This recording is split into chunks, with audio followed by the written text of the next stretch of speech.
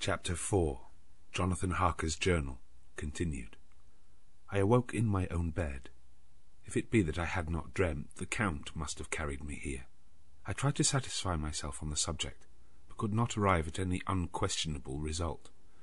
To be sure, there were certain small evidences, such as that my clothes were folded and laid by in a manner which was not my habit. My watch was still unwound, and I am rigorously accustomed to wind it the last thing before I go to bed, and many such details.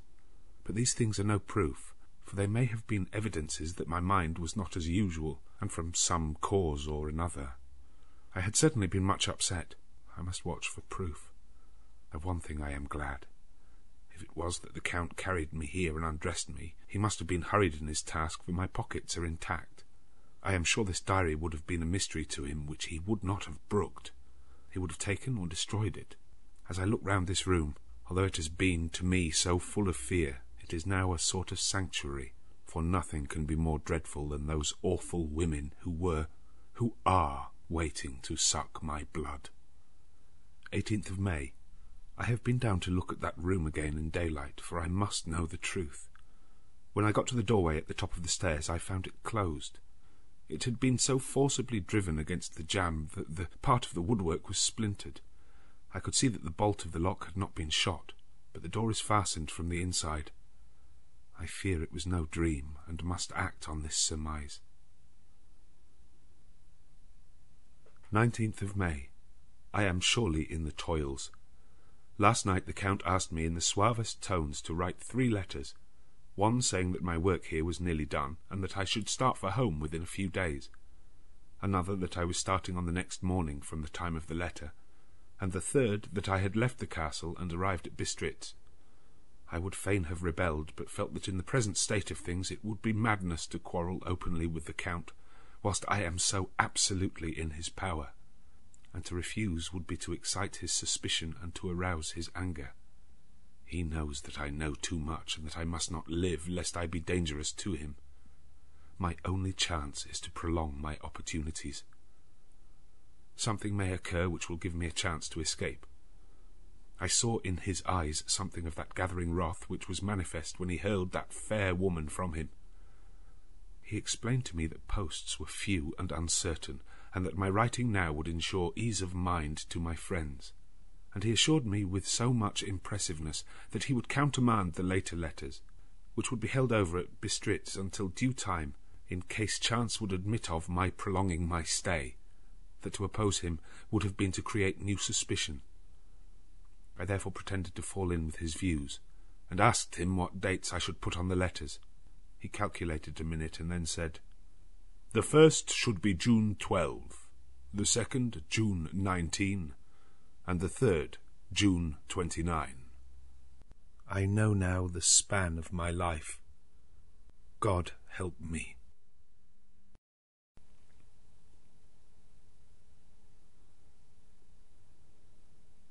28th of May. There is a chance of escape, or at any rate of being able to send word home. A band of Szgany have come to the castle and are encamped in the courtyard. These Szgany are gypsies. I have notes of them in my book. They are peculiar to this part of the world, though allied to the ordinary gypsies all the world over. There are thousands of them in Hungary and Transylvania who are almost outside all law. They attach themselves, as a rule, to some great noble or boyar, and call themselves by his name.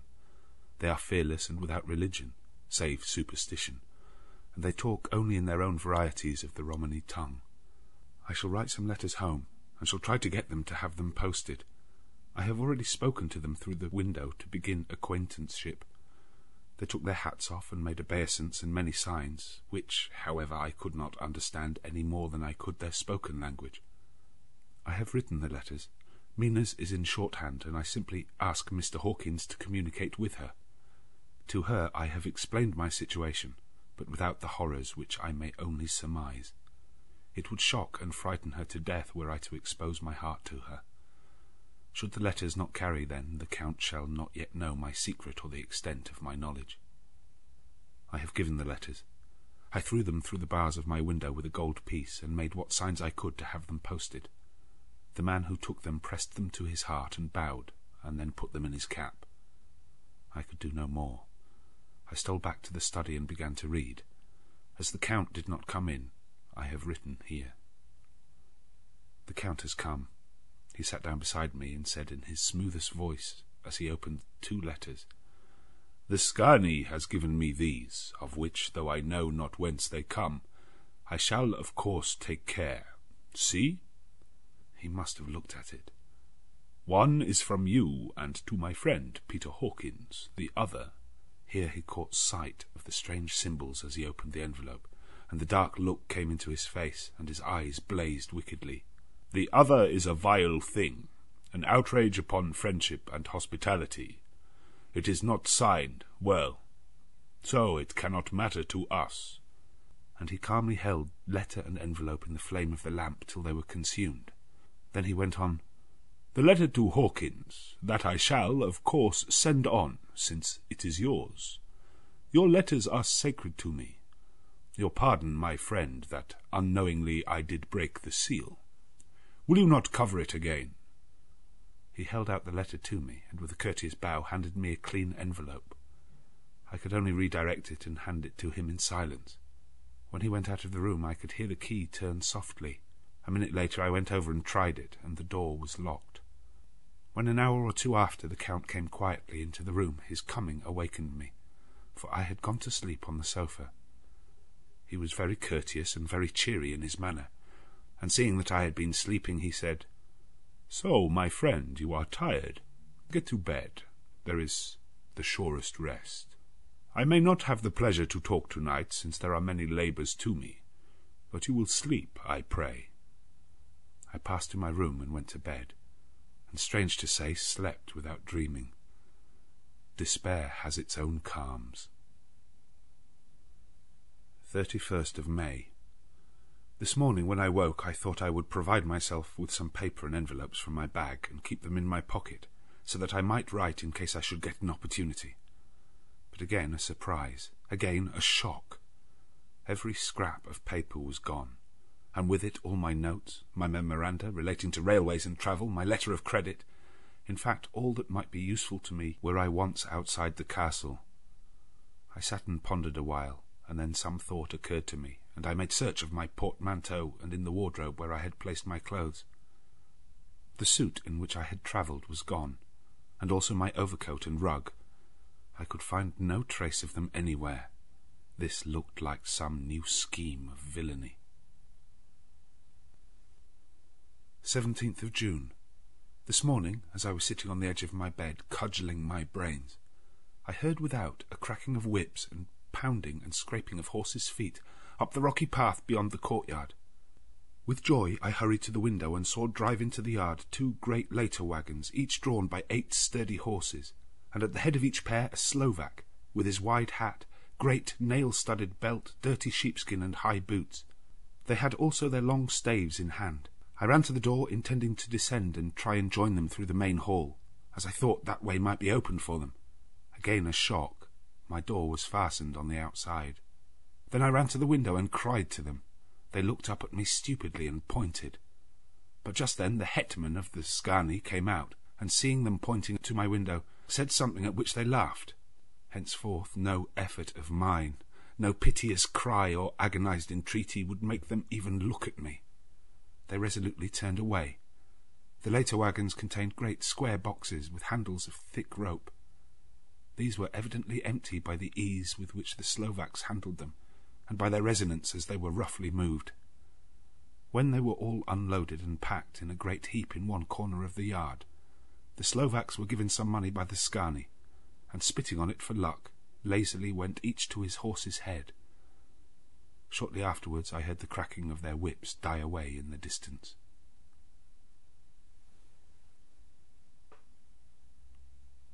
24th of June, before morning. Last night the Count left me early and locked himself into his own room. As soon as I dared, I ran up the winding stair and looked out of the window which opened south.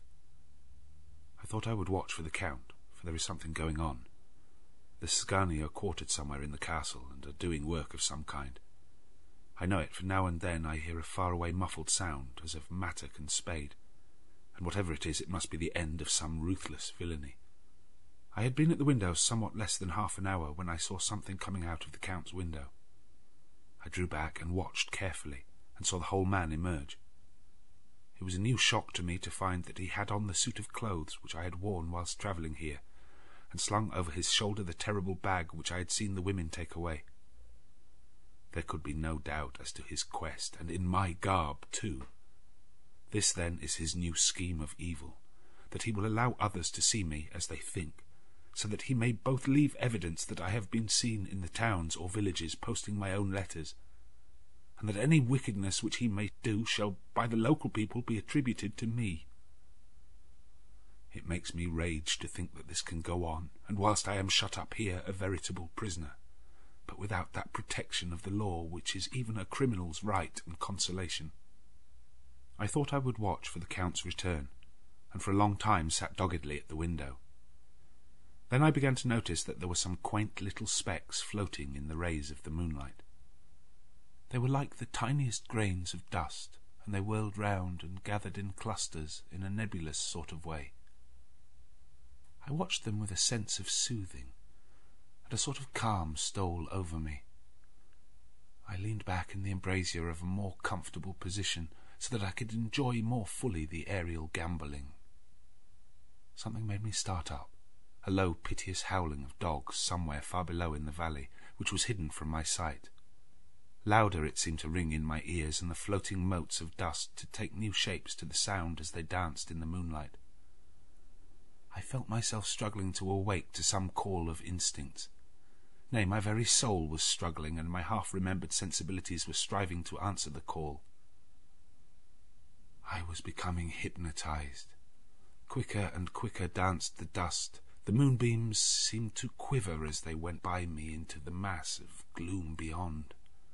More and more they gathered, till they seemed to take dim phantom shapes. And then I started, broad awake and in full possession of my senses, and ran screaming from the place. The phantom shapes, which were becoming gradually materialized from the moonbeams, were those of the 3 ghostly women to whom I was doomed. I fled and felt somewhat safer in my own room, where there was no moonlight, and where the lamp was burning brightly. When a couple of hours had passed, I heard something stirring in the Count's room, something like a sharp wail quickly suppressed, and then there was silence, deep, awful silence, which chilled me. With a beating heart I tried the door, but I was locked in my prison and could do nothing. I sat down and simply cried. As I sat, I heard a sound in the courtyard without, the agonized cry of a woman. I rushed to the window and, throwing it up, peered out between the bars. There indeed was a woman with dishevelled hair, holding her hands over her heart as one distressed with running. She was leaning against a corner of the gateway. When she saw my face at the window, she threw herself forward and shouted in a voice laden with menace, "Monster, give me my child!" She threw herself on her knees, and raising up her hands, cried the same words in tones which wrung my heart. Then she tore her hair and beat her breast, and abandoned herself to all the violences of extravagant emotion. Finally she threw herself forward, and though I could not see her, I could hear the beating of her naked hands against the door. Somewhere high overhead, probably on the tower, I heard the voice of the Count calling in his harsh metallic whisper. His call seemed to be answered from far and wide by the howling of wolves. Before many minutes had passed, a pack of them poured like a pent-up dam when liberated through the wide entrance into the courtyard. There was no cry from the woman, and the howling of the wolves was but short. Before long they streamed away singly, licking their lips. I could not pity her, for I knew now what had become of her child, and she was better dead. What shall I do? What can I do? How can I escape from this dreadful thing of night and gloom and fear? 25th of June, morning. No man knows till he has suffered from the night how sweet and how dear to his heart and eye the morning can be. When the sun grew so high this morning that it struck the top of the great gateway opposite my window, the high spot which it touched seemed to me as if the dove from the ark had lighted there. My fear fell from me as if it had been a vaporous garment which dissolved in the warmth. I must take action of some sort whilst the courage of the day is upon me. Last night one of my post-dated letters went to post, the first of that fatal series which is to blot out the very traces of my existence from the earth. Let me not think of it. Action. It has always been at night time that I have been molested or threatened or in some way in danger or in fear. I have not yet seen the Count in daylight. Can it be that he sleeps when others wake, that he may be awake whilst they sleep? If I could only get into his room, but there is no possible way. The door is always locked. No way for me. Yes, there is a way if one dares to take it. Where his body has gone, why may not another body go? I have seen him myself crawl from his window. Why should I not imitate him and go in by his window? The chances are desperate, but my deed is more desperate still. I shall risk it. At the worst it can only be death, and a man's death is not a calf's, and the dreaded hereafter may still be open to me. God help me in my task. Goodbye, Mina, if I fail. Goodbye, my faithful friend and second father. Goodbye, all. And last of all, Mina. Same day, later. I have made the effort, and God helping me, have come safely back to this room. I must put down every detail in order. I went, whilst my courage was fresh, straight to the window on the south side, and at once got outside on the narrow ledge of stone which runs around the building on this side. The stones are big and roughly cut, and the mortar has, by process of time, been washed away between them. I took off my boots and ventured out on the desperate way. I looked down once, so as to make sure that a sudden glimpse of the awful depth would not overcome me, but after that kept my eyes away from it. I knew pretty well the direction and distance of the Count's window, and made for it as well as I could, having regard to the opportunities available. I did not feel dizzy. I suppose I was too excited, and the time seemed ridiculously short till I found myself standing on the window-sill and trying to raise up the sash. I was filled with agitation, however, when I bent down and slid feet foremost in through the window. Then I looked around for the Count, but with surprise and gladness made a discovery. The room was empty. It was barely furnished with odd things which seemed to have never been used. The furniture was something of the same style as that in the south rooms, and was covered with dust. I looked for the key, but it was not in the lock, and I could not find it anywhere. The only thing I found was a great heap of gold in one corner. Gold of all kinds, Roman and British and Austrian and Hungarian, and Greek and Turkish money covered with a film of dust, as though it had lain long on the ground. None of it that I noticed was less than 300 years old. There were also chains and ornaments, some jewelled, but all of them old and stained. At one corner of the room was a heavy door. I tried it, for since I could not find the key of the room or the key of the outer door, which was the main object of my search, I must make further examination, or all my efforts would be in vain. It was open, and led through a stone passage to a circular stairway, which went steeply down. I descended, minding carefully where I went, for the stairs were dark, being only lit by loopholes in the heavy masonry. At the bottom there was a dark tunnel-like passage, through which came a deathly, sickly odour, the odour of old earth newly turned. As I went through the passage, the smell grew closer and heavier. At last I pulled open a heavy door which stood ajar, and found myself in an old ruined chapel, which had evidently been used as a graveyard. The roof was broken, and in 2 places were steps leading to vaults, but the ground had recently been dug over and the earth placed in great wooden boxes, manifestly those which had been brought by the Slovaks. There was nobody about, and I made search for any further outlet, but there was none. Then I went over every inch of ground, so as not to lose a chance. I went down even into the vaults, where the dim light struggled, although to do so was a dread to my very soul. Into 2 of these I went, but saw nothing except fragments of old coffins and piles of dust. In the 3rd, however, I made a discovery. There, in one of the great boxes, of which there were 50 in all, on a pile of newly dug earth lay the Count. He was either dead or asleep. I could not say which, for the eyes were open and stony, but without the glassiness of death, and the cheeks had the warmth of life through all their pallor.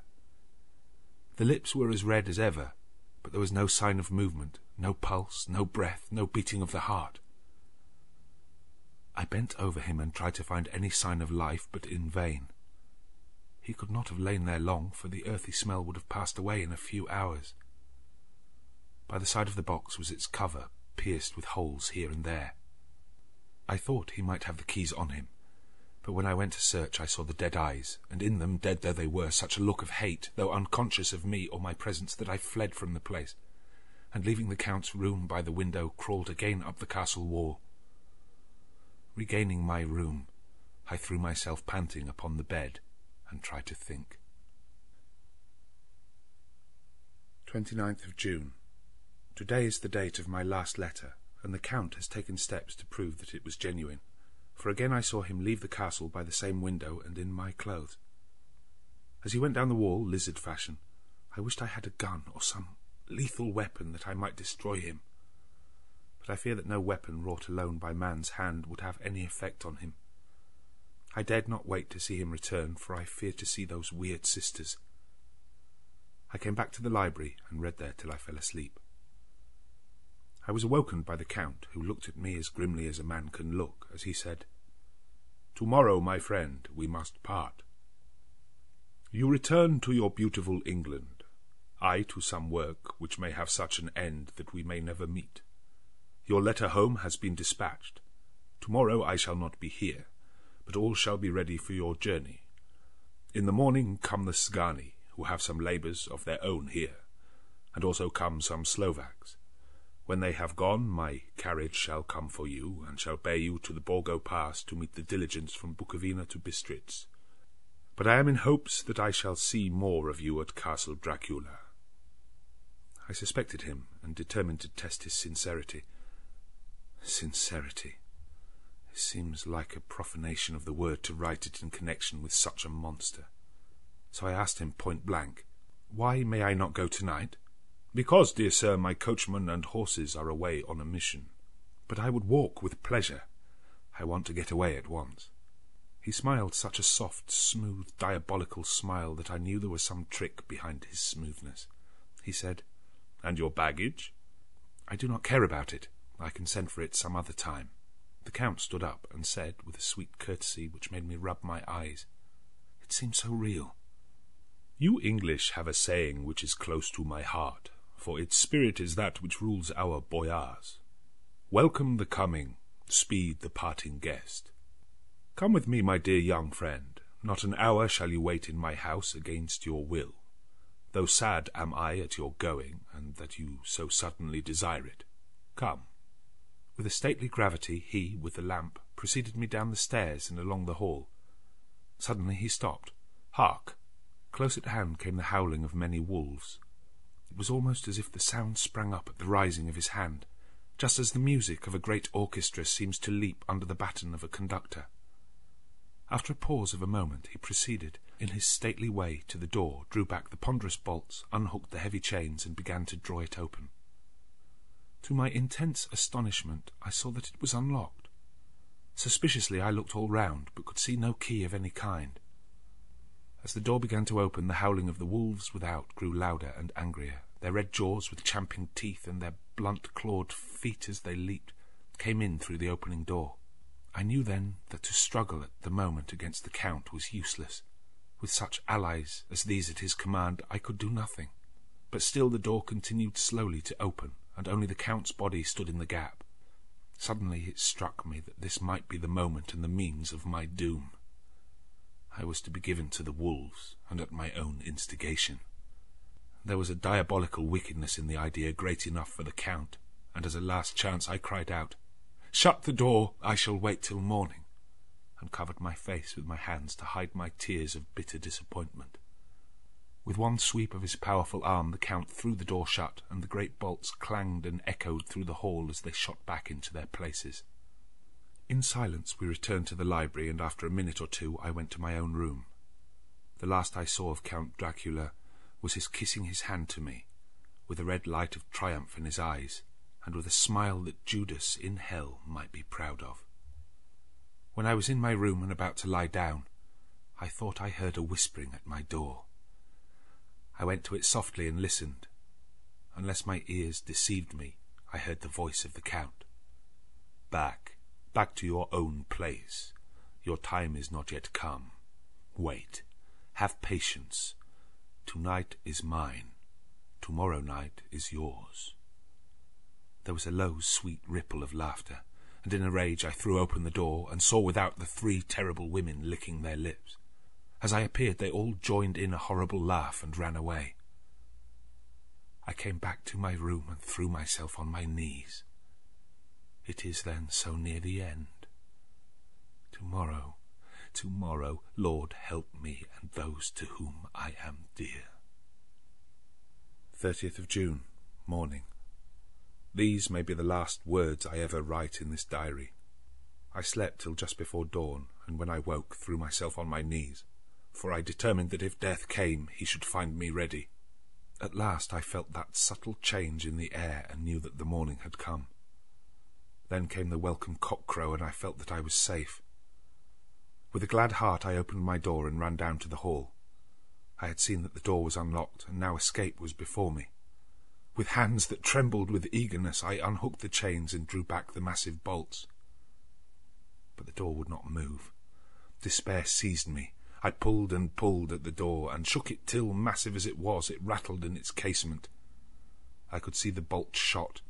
It had been locked after I left the Count. Then a wild desire took me to obtain that key at any risk, and I determined then and there to scale the wall again and gain the Count's room. He might kill me, but death now seemed the happier choice of evils. Without a pause I rushed up to the east window and scrambled down the wall as before into the Count's room. It was empty, but that was as I expected. I could not see a key anywhere, but the heap of gold remained. I went through the door in the corner and down the winding stair and along the dark passage to the old chapel. I knew now well enough where to find the monster I sought. The great box was in the same place close against the wall, but the lid was laid on it, not fastened down, but with the nails ready in their places to be hammered home. I knew I must reach the body for the key, so I raised the lid and laid it back against the wall, and then I saw something which filled my very soul with horror. There lay the Count, but looking as if his youth had been half renewed, for the white hair and moustache were changed to dark iron grey, the cheeks were fuller, and the white skin seemed ruby red underneath. The mouth was redder than ever, for on the lips were gouts of fresh blood which trickled from the corners of the mouth and ran over the chin and neck. Even the deep burning eyes seemed set amongst swollen flesh, for the lids and pouches underneath were bloated. It seemed as if the whole awful creature were simply gorged with blood. He lay like a filthy leech, exhausted with his repletion.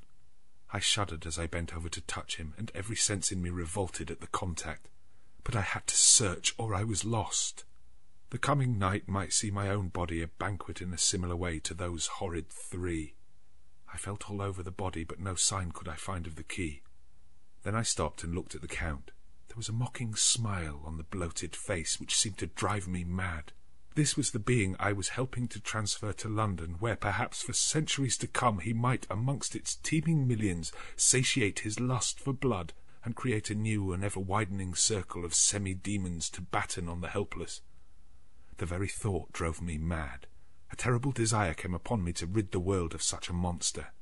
There was no lethal weapon at hand, but I seized a shovel which the workman had been using to fill the cases, and lifting it high, struck with the edge downward at the hateful face. But as I did so, the head turned, and the eyes fell full upon me with all their blaze of basilisk horror. The sight seemed to paralyse me, and the shovel turned in my hand and glanced from the face, merely making a deep gash above the forehead. The shovel fell from my hand across the box, and as I pulled it away, the flange of the blade caught the edge of the lid, which fell over again and hid the horrid thing from my sight. The last glimpse I had was of the bloated face, blood-stained and fixed, with a grin of malice which would have held its own in the nethermost hell.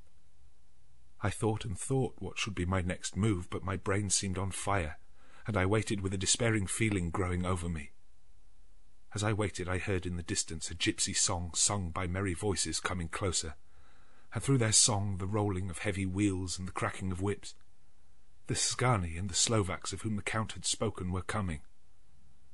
With a last look around, and at the box which contained the vile body, I ran from the place and gained the Count's room, determined to rush out at the moment the door should be opened. With strained ears I listened and heard downstairs the grinding of the key in the great lock and the falling back of the heavy door. There must have been some other means of entry, or someone had a key for one of the locked doors. Then there came the sound of many feet tramping and dying away in some passage which sent up a clanging echo. I turned to run down again towards the vault where I might find the new entrance, but at the moment there seemed to come a violent puff of wind, and the door to the winding stair blew to with a shock that set the dust from the lintels flying. When I ran to push it open, I found that it was hopelessly fast. I was again a prisoner, and the net of doom was closing round me more closely. As I write, there is in the passage below a sound of many tramping feet and the crash of weights being set down heavily, doubtless the boxes with their freight of earth. There is a sound of hammering. It is the box being nailed down. Now I can hear the heavy feet tramping again along the hall, with many other idle feet coming behind them. The door is shut and the chains rattle. There is a grinding of the key in the lock. I can hear the key withdraw, then another door opens and shuts. I hear the creaking of lock and bolt. Hark! In the courtyard and down the rocky way, the roll of heavy wheels, the crack of whips, and the chorus of the scani as they pass into the distance. I am alone in the castle with those awful women. Faugh! Mina is a woman, and there is naught in common. They are devils of the pit. I shall not remain alone with them. I shall try to scale the castle wall farther than I have yet attempted. I shall take some of the gold with me, lest I want it later. I may find a way from this dreadful place. And then away for home, away to the quickest and nearest train, away from this cursed spot, from this cursed land where the devil and his children still walk with earthly feet. At least God's mercy is better than that of these monsters, and the precipice is steep and high. At its foot a man may sleep as a man. Goodbye all. Mina.